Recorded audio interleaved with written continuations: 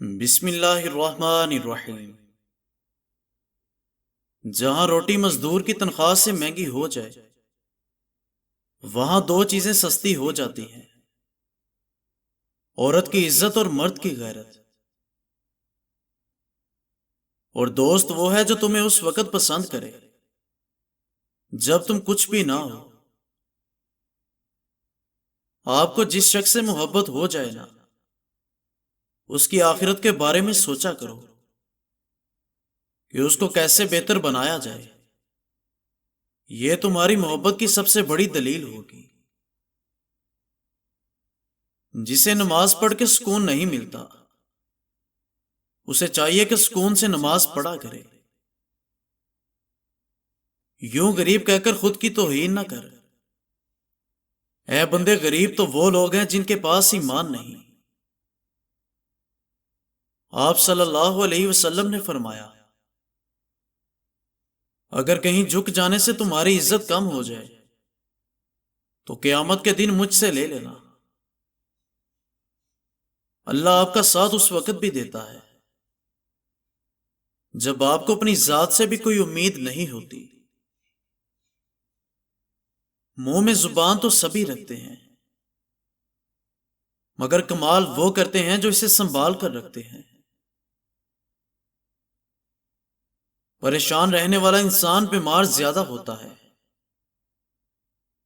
70% لوگ اپنی ٹینشن اور پریشانیوں کو کم کر کے اپنی بیماری کا علاج کر سکتے ہیں۔ بعض اوقات آپ کسی کا برا سلوک صرف اس لیے برداشت کرتے ہیں کیونکہ آپ اس سے پیار کرتے ہیں۔ مذہب میں سے انسانیت اور خدمت نکال دی جائے تو صرف عبادت رہ جاتی ہے، اور محض عبادت کے لیے پروردگار کے پاس فرشتوں کی کوئی کمی نہیں۔ زندگی بہت تھوڑی سی ہے، کسی سے نفرت یا کسی کا برا سوچ کر شاید ہم اپنی انا کی تسکین تو کر لیں گے، مگر یقین جانیے ہمارے اندر کا انسان کبھی خوش نہیں رہ پائے گا۔ جب لوگ راستے الگ کرنے کے فیصلے کر لیتے ہیں تو سب سے پہلے وہ رابطے کم کر دیتے ہیں۔ اگر کسی کا ظرف آزمانا ہو تو اس کو عزت دے کر دیکھو۔ اگر وہ اعلیٰ ظرف ہوا تو آپ کو اور زیادہ عزت دے گا، اور اگر کم ظرف ہوا تو خود کو مغرور سمجھے گا۔ آپ کسی کو بھی زبردستی دو کاموں کے لیے مجبور نہیں کر سکتے، ایک محبت اور دوسرا عبادت۔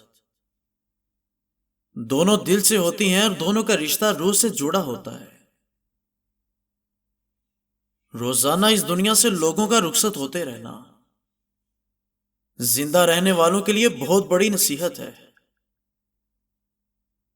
3 عورتیں دولت مند بنا دیتی ہیں: جو عورت تیز تیز چلتی ہو، جو عورت بولتے ہوئے اپنی نگاہ نیچی رکھے، سوتے ہوئے جس عورت کے منہ سے لعاب نکلے۔ کسی بھی آدمی کو اس بات کا موقع نہ دو کہ وہ تمہیں الفاظ سے دھوکہ دینے میں کامیاب ہو جائے۔ کسی دوسرے کے لیے سکھ ڈھونڈنے والے کی ذات پر سکھ آسمان سے برستے ہیں۔ ہر کسی کو اتنی جگہ دو جتنی وہ تمہیں دیتا ہے، ورنہ یا تو خود رو گے یا وہ تمہیں رلائے گا۔